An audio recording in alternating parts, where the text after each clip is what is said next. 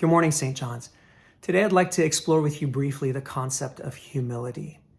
Have you ever been in a conversation or a situation where you reached a particular limit? Maybe you said something and you realized it was ignorant, or you tried to do something that you'd done before, but because of physical limitations, you weren't able to accomplish it. And you said something like, wow, that's really humbling. There's a real interesting connection between the word humility or the concept of humility and limitation, because the opposite of humility is pride and the sense of like greatness and grandeur and kind of being bigger than life. So this idea of being limitless in our resources and what we have. And when we talk about someone coming from humble beginnings, for example, what we're talking about is a limitation of some kind of resources, or that they had to really work their way up to what society values as kind of arriving. And so there's negative connotations and positive connotations to this idea of humbleness or humility. To be humiliated, for example, is a very negative a piece of it. It's on one extreme. When we say, wow, that was humbling, on the other hand, it could be a growth opportunity, something that like, wow, I can learn from this. I need to maybe sit with this for a while. At the diocesan level here in the Diocese of Washington, there is a training that I started last week. It's just a 6-week course, and it's LGBTQIA plus humility and competency training is what it's called. And there's a couple of things that last week was the first session, and there's a couple of concepts that were introduced, and you may have heard of these, but I wanted to give you a sense of what the kind of the opposite of humility might look like, how it presents itself in our daily lives. One concept that you may have heard of is called fundamental attribution error. This is an interesting one, and it's the idea that when bad things happen to other people, you blame them. But when bad things happen to you, you blame external circumstances. So it's this idea of putting yourself on a different plane than other people. So something bad happens to someone else, you blame them for it. And something bad that happens to you, you blame external circumstances. This would completely beyond your control. An interesting idea. Another one is that you are probably familiar with is naive realism. Naive realism is the human tendency to believe that my perspective is an objective one. The way I see the world, I'm coming at it objectively. But the way someone else is looking at the world who disagrees with me, that they're coming at it in they're uninformed, or they're irrational, or they're biased. So again, it's this putting ourselves on a different plane than someone else. The image I have is of someone standing on a ladder trying to talk to someone else who's standing on the ground.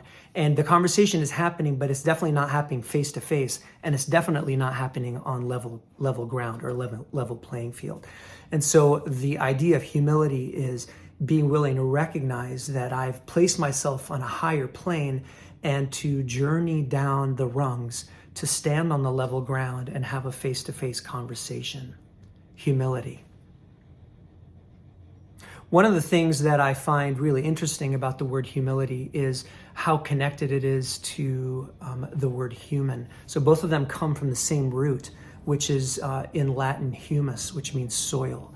And there is something so beautiful about humility that we are invited to, I think, and Scripture invites us to, that allows us to see the humanity of ourselves and of others.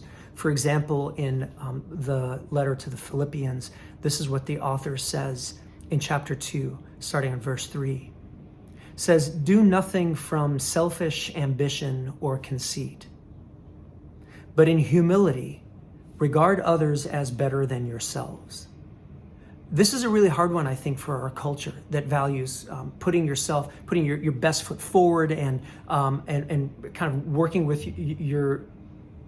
the utmost of your potential, reaching heights, even if you have to step on others in the process that you're trying to, very much with ambition, you're trying to get to the top. We encourage our children to do this. We encourage them to be not just ambitious, but to pursue it with the kind of tenacity that gets them to where they want to be in life.